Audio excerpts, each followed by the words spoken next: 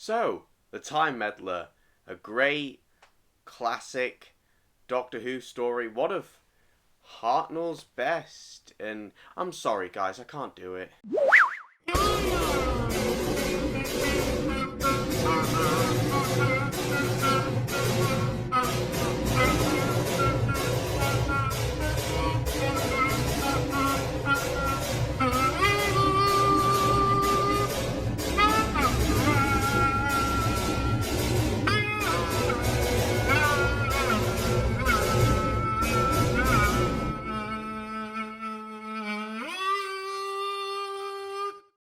It's boring. It drags even though it's only 4 parts long. Hartnell's gone for the second part. Presumably he took a holiday halfway through, which is what I wanted to do. I know this is automatically better than anything that's come out post 2017, on the ground that it is in fact BC, before canon cucking, but I just couldn't get into this one. I'm sorry guys.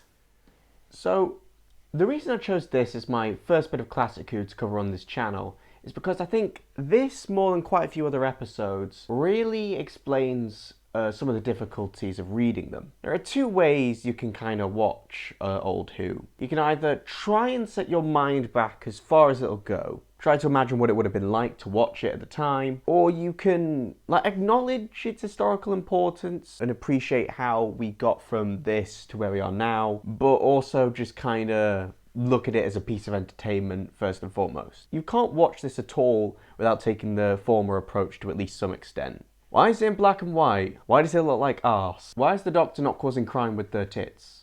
My dog's bothering me, so I'm gonna keep him here from now on. But on the other hand, if a story's not really that much fun to watch, then you might as well be sort of looking at a museum piece. And even trying to use the context in which it came out of, some stories make even less sense that way. So, the 10th planet. Earth's twin planet shows up. Whatever the fuck these things are supposed to be rock up. The twin planet blows up, these guys blow up, and then the Doctor has a stroke and turns into Patrick Troughton. 7 out of 10? So I always try to use at least both approaches in coming up with my overall opinion on something. This story often gets talked up as kind of the prototype for some of the historical set episodes we have in the new series. It's the first time we have an anachronistic villain. Up until this point we had what we call the pure historicals. Just one set in history, no aliens except for the Doctor and the TARDIS team. You'll recognise this type of story if you've seen literally any New Who at all, particularly the ones written by Mark Gatiss. Bonus points if the alien is responsible for some kind of mythology. It's aliens again! Or there's a historical figure involved. However, this story isn't quite the prototype for that. Elizabeth Sandifer points out that it's more a subversion of the comedy historicals the Hartnell era was doing up to this point. It's a slow and subtle reveal of the comedy villain of the piece being a reflection of the Doctor. Imagine if in the Romans, Nero had turned out to be a time traveller or something. So really something like the Time Warrior in the Jon Pertwee era has more in common with the New Who stories we know now. I think that's why this dragged a little bit for me when I first watched it. I first learned about the Time Meddler through a trailer I watched on another Classic Who DVD. A trailer which pretty much gave away who the monk was, what he was, and what he was trying to do, which are all pretty late game reveals, or at least in the last 2 episodes of the story. And even if you haven't watched that trailer, the story's reputation in the fan base is it's the first one where another Time Lord shows up. This wouldn't have been the context in which people watched it back then. And that's why before I cover any more Doctor Who on this channel, I need to make this point. This is a terrible way to watch classic Doctor Who, especially early Hartnell. It's okay, baby. He didn't mean it. You hear that? You're trash. The Hartnell era serials weren't aired with overall titles. Each episode had its own title. This isn't quite the case in this story, but giving them an overall title can do the experience of watching a story some harm, especially if there are twists in it. Like, this problem shows up particularly in The Chase. The Chase takes the first third of the story to start, but if you watched it at the time, neither of those first 2 episodes are called The Chase. So that problem wouldn't have existed back then. Oh, the massacre! I wonder what happens in this story. I sure hope I don't have to wait 3 out of 4 parts to find out.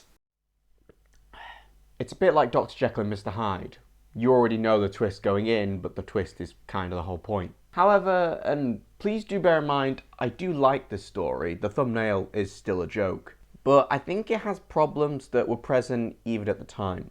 Like I said, the big twist isn't that the monk is also a Time Lord. Time Lords aren't a thing yet. The Doctor is not a Time Lord in this story. The story is working towards the reveal, because it's in the Part 3 cliffhanger, that he has a TARDIS, which is a bit more advanced than the Doctor's. You know, like the Daleks had in The Chase, the story right before this one.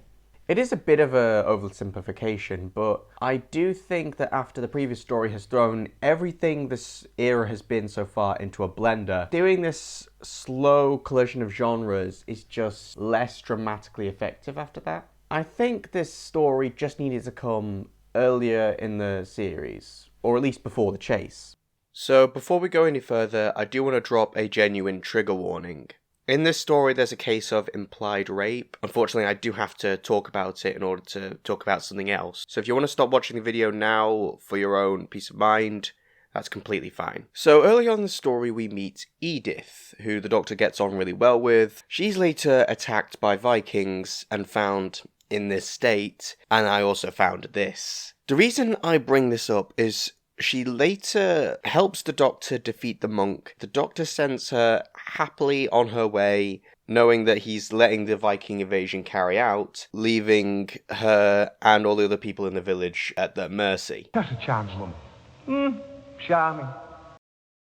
Okay, even without the earlier context of what happened to Edith, this is not good, not great, not ideal. I think it's fair to say. This demonstrates a problem with the early historicals in a way I'll have to talk about in another video soon. As Davis noted in his videos wherever he brings up the meddling monk, the Doctor's morality being taken to a weird, uncomfortable place does happen in stories concerning him, where we have to prioritise not interfering with time over, actual human lives.